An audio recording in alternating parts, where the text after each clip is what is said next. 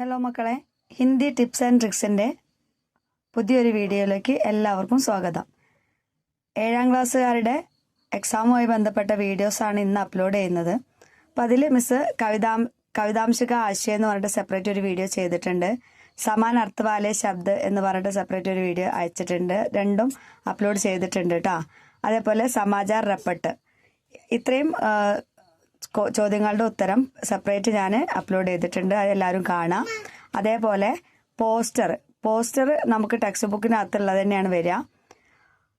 ഒന്ന് കൃഷിയുമായി ബന്ധപ്പെട്ടത്, അല്ലെങ്കിൽ പ്രകൃതിയുമായി ബന്ധപ്പെട്ടത്.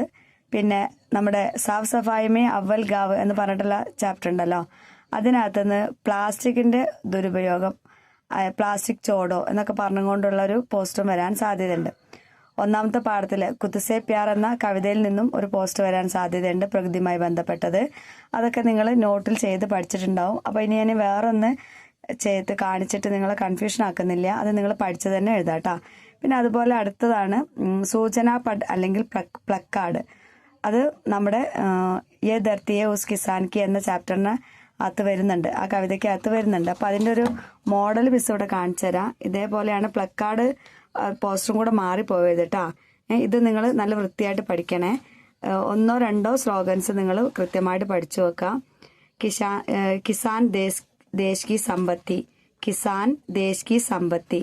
അതേപോലെ ആദർ കരയും കിസാൻ ക, ആദർ കരയും കിസാൻ ക എന്ന് പറഞ്ഞാൽ കർഷകരെ റെസ്പെക്റ്റ് ചെയ്യുക, ബഹുമാനിക്കുക എന്നാണ് അർത്ഥം.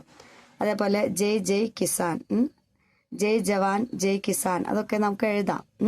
ഓക്കെ. അതേപോലെ ഇനി അടുത്തൊരു ഇമ്പോർട്ടൻറ്റ് ക്വസ്റ്റ്യൻ ആണ് എന്ത്, പ്രൊഫൈൽ തയ്യാറാക്കരെ എന്ന് പറഞ്ഞിട്ട്. പ്രൊഫൈൽ തയ്യാറാക്കുമ്പോൾ നമ്മൾ അതിനകത്ത് നിങ്ങൾക്ക് സൂചനകൾ തന്നിട്ടുണ്ടാവും. ഒരു പാരഗ്രാഫ് തരും. പാരഗ്രാഫിനെ ബേസ് ചെയ്തിട്ടാണ് നമ്മൾ എന്ത് ചെയ്യേണ്ടത്, ആ പ്രൊഫൈൽ തയ്യാറാക്കേണ്ടത്. പ്രൊഫൈലിനകത്ത് പേര്, ജനിച്ച സ്ഥലം, തീയതി, അതേപോലെ ബർത്ത് ഡേറ്റ് ഉണ്ടല്ലോ, അത് പാരഗ്രാഫിനകത്ത് തന്നിട്ടുണ്ടാവും.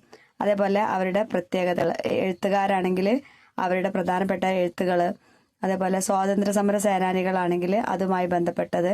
അപ്പോൾ നമുക്ക് മോഡൽ ക്വസ്റ്റ്യൻ പേപ്പറിൽ തന്നത് സരോജിനി നായിഡുവിൻ്റെയാണ്.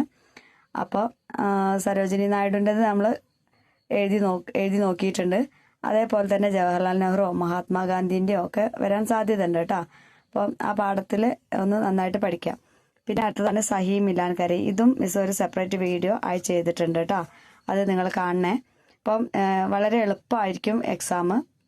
നന്നായിട്ട് പഠിച്ച് നല്ല മിടുക്കന്മാരായിട്ട് പരീക്ഷ എഴുതി എല്ലാവർക്കും A ഗ്രേഡ് കിട്ടട്ടെ എന്ന് മിസ് ആഗ്രഹിക്കുന്നുണ്ട്. അതുകൊണ്ട് നന്നായിട്ട് പഠിക്കുക, നന്നായിട്ട് പരീക്ഷ എഴുതാം.